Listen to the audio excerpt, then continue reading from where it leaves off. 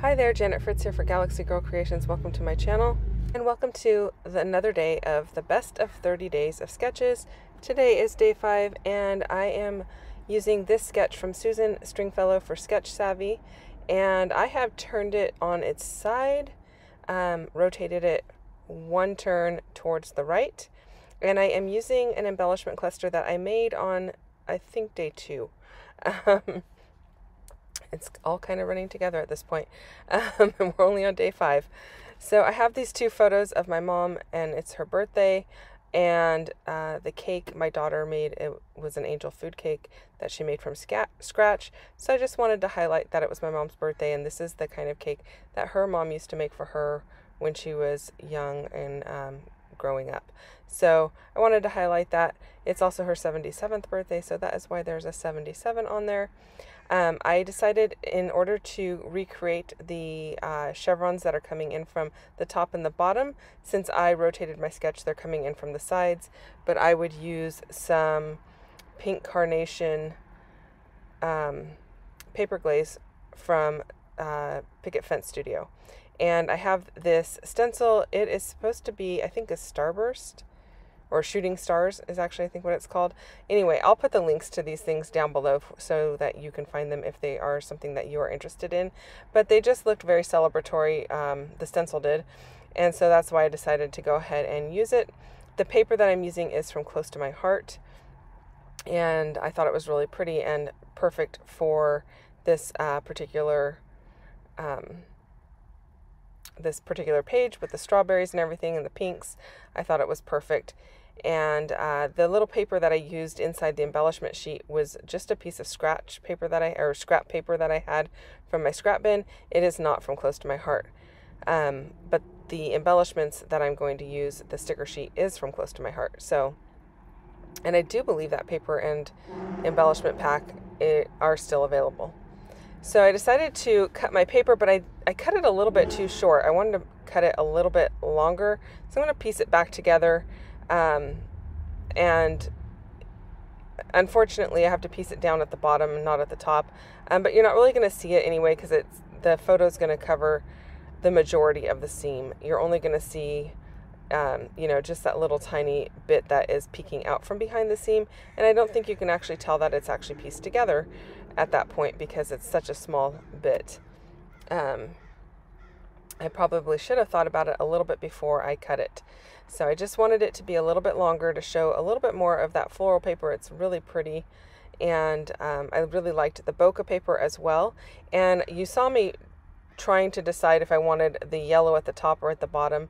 Ultimately, I chose to have it at the top because the embellishment piece that I made has more of a yellow background in it, and it's at the bottom.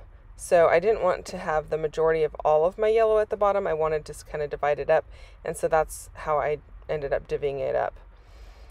So there's a little bit more of that celebratory paper. It is from a collection called Hooray, and I want to say it's Pebbles, but I could be totally wrong. Yeah, I can't even tell from the label there what it is, but it's been in my stash for a while, so not even sure you could even still get it. I am borrowing this awesome little mini die cut machine from Stampin' Up!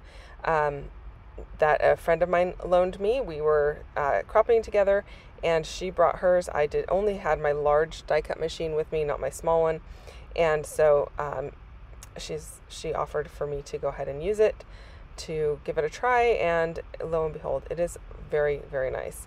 Super lightweight, and the nicest part about it is the pass through where the plates go. It's a little bit wider than what I currently have, and so I really liked that.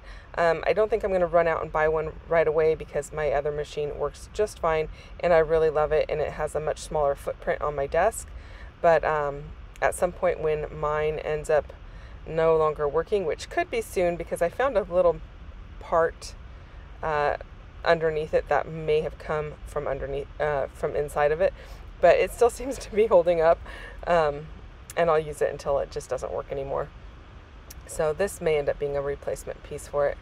I did pull out my Abandoned Coral Distress Oxide ink to ink up one of those tags, just so it provides a little additional color up at the top there, bringing in that red from down below, which is kind of not a true red, but I'm bringing those pieces in, and then I'm going to work off of the sticker sheet. I really liked this floral piece with the leaves coming off of it, and I thought that worked perfectly behind those tags there. And then I'm going to bring in some flowers down here in the bottom right hand corner. I think that looks lovely.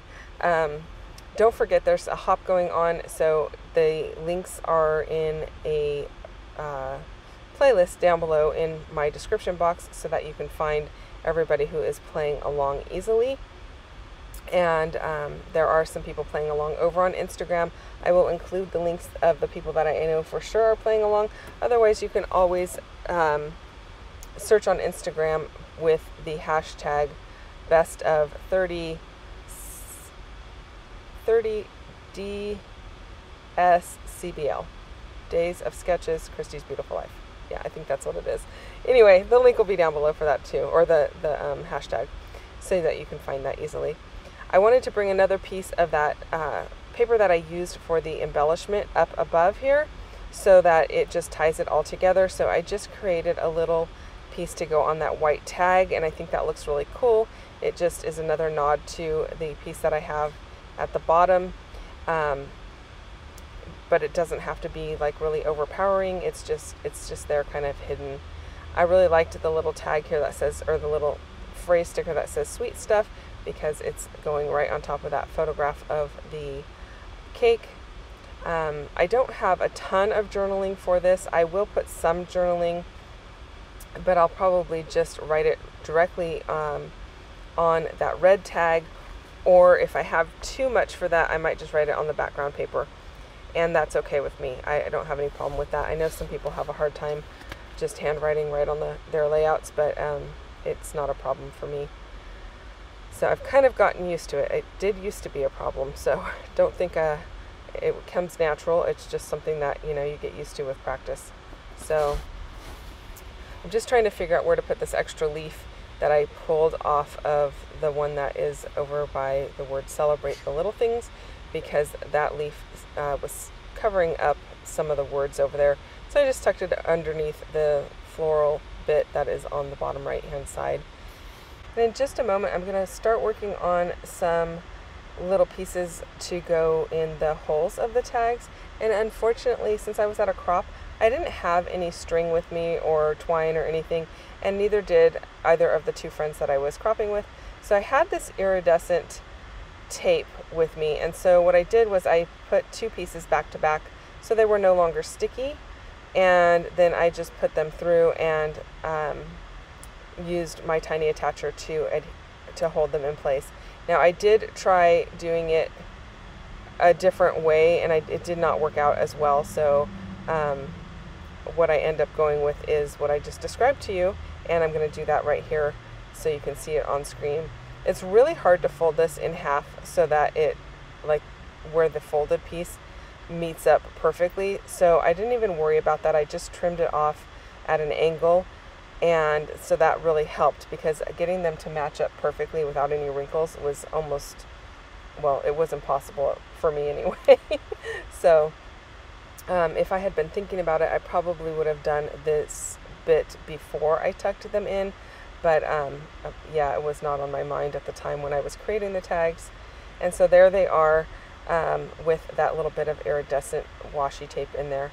That is my completed layout. Thank you so much for watching today, and don't forget to check out the other people that are playing along. And if you have questions or comments, you can leave those down below. I'm happy to respond to those as quickly as I can. And I appreciate your patience while it takes me a couple days to probably respond to you, since I don't get to them right away.